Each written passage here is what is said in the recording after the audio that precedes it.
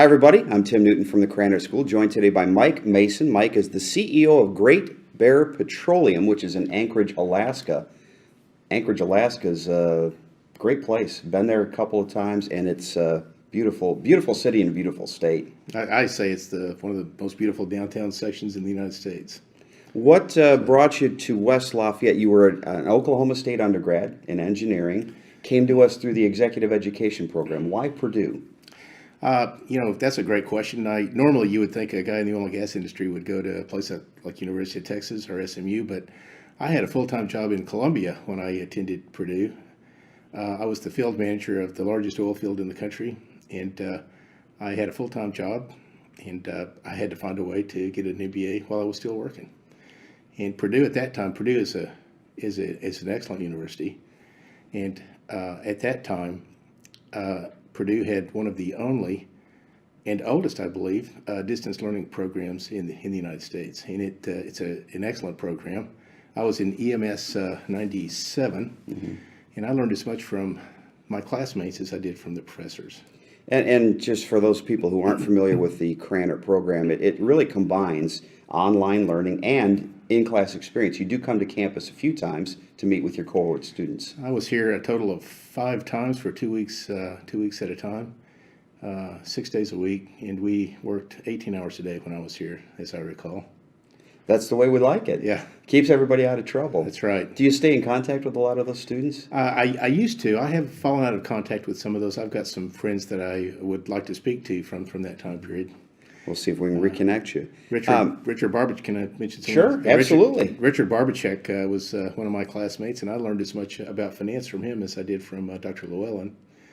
Richard Barbachek is a banker in Indianapolis. I'm sure that Dr. Llewellyn won't be offended by that, because part of the great thing here, not only with an executive program but also the full-time master's programs, is the quality of the classmates, and that really is one of the attractive aspects of the Purdue education. And we spent a lot of time on the phone. We worked homework problems in groups. It's an excellent program. You're did I read right, third generation oil? Oil and gas, third generation, that's right. So there was no doubt what you were going to go into. No, that's not true. I decided early that I didn't want to be in the oil and gas industry.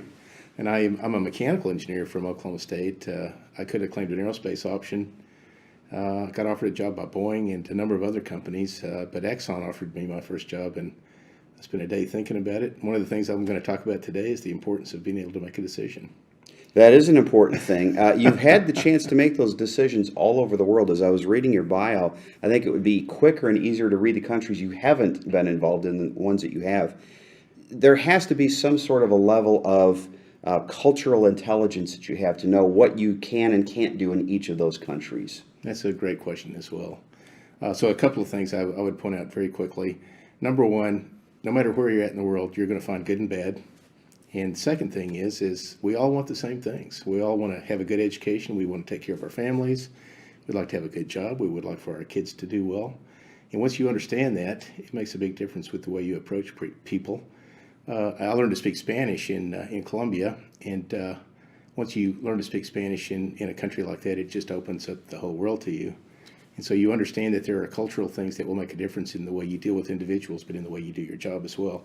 Colombians are very indirect. We are very direct in this country, but Colombians will approach things in a very indirect way. Very effective. It takes a little bit longer to do it, but once you learn how to do it, it can make you very effective in your job. Did I also see you met your wife in Colombia? I did. My wife is Colombian. So you know all about that direct and indirect I do. conversation. But it permeates the whole culture. The Brits are very good. They're very, very good at diplomacy. They're excellent at it. I've always enjoyed working with British nationals. One thing about Brits is they like to see things in writing. So if you have a problem, you can make a phone call about it, but you'll be much more effective if you write a note or a letter to them. As a CEO, give me an idea, day-to-day responsibilities for somebody in the petroleum industry. What do you do on a daily basis?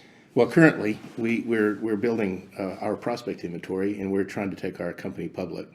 So we have about 6 prospects we would like to drill on the Alaska North Slope. We are the largest acreage holder on the Alaska North Slope, and we're trying to raise the funds we need to prosecute our exploration program.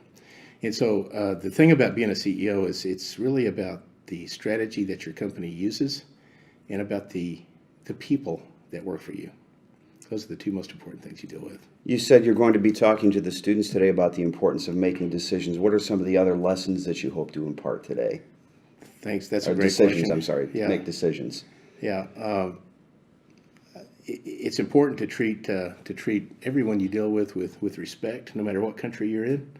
And if you'll do that and you learn to say some very simple phrases like good morning or good afternoon, you'll be amazed at the difference it will make in the relationships you have.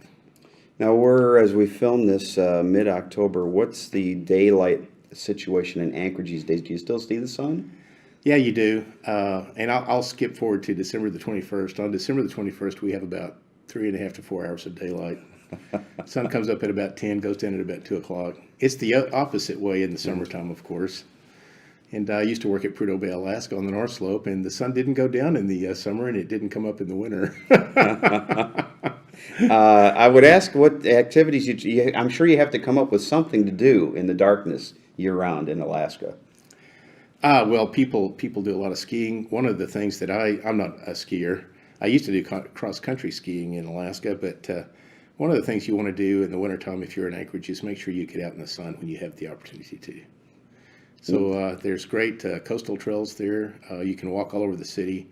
You can ride a bicycle from one side of the city to the other in the summer. And it's a very nice place to live, Anchorage, Alaska is. He's right. But take our word for it. Mike, thanks for coming back and spending time today with our students. We really appreciate it. Yeah, thank you. I appreciated the opportunity. For Mike Mason, I'm Tim Newton.